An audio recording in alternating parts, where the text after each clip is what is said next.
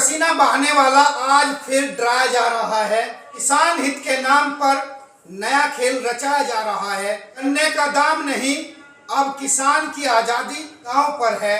Suit boot वाले नहीं, अब अपने ही चेहरों में खतरा छिपा है।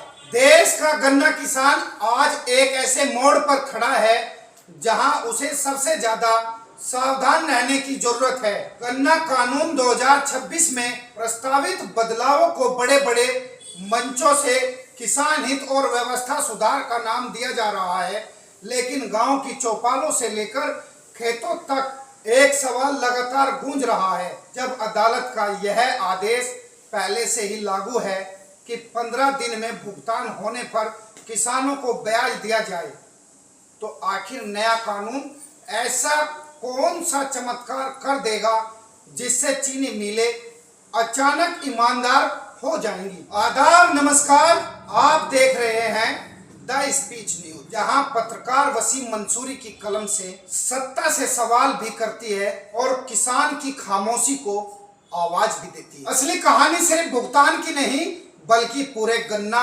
कारोबार पर कब्जे की दिखाई दे रही। जानकारों का मानना है कि यह बदलाव धीरे धीरे गुड़, खांड सारी और छोटे क्रेशर उद्योग को कमजोर करने की तैयारी है।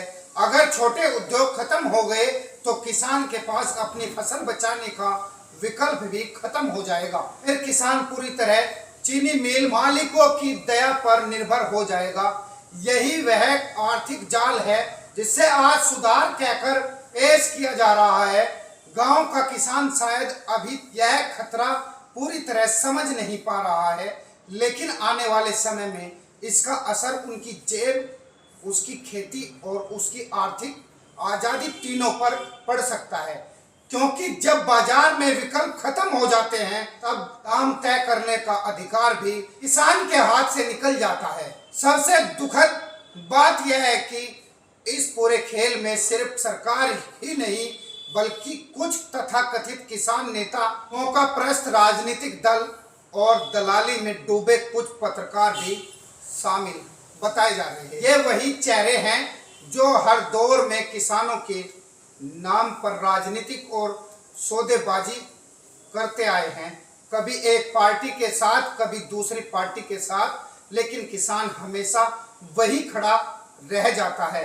कर्ज बकाया संघर्ष के बीच आज सोशल मीडिया और टीवी डिबेट में नए कानून को ऐतिहासिक फैसला बताकर प्रचार किया जा रहा है, लेकिन सवाल यह है कि अगर पुराने कानून सही से लागू ही नहीं हुए तो नया कानून किसानों को क्या इंसाफ देगा। यही कहीं ऐसा तो नहीं कि असली फायदा सिर्फ चीनी मिलों और बड़े कारोबारियों को मिलने वाला हो। सौदेबाजी में लगे रहते हैं।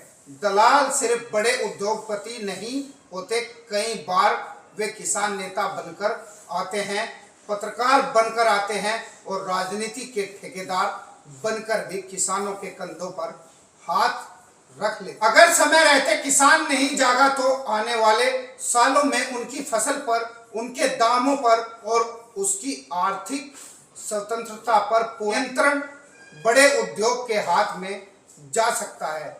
तब शायद बहुत देर हो चुकी होगी, क्योंकि असली हमला खेत पर नहीं, किसान की आर्थिक आजादी पर हो रहा है।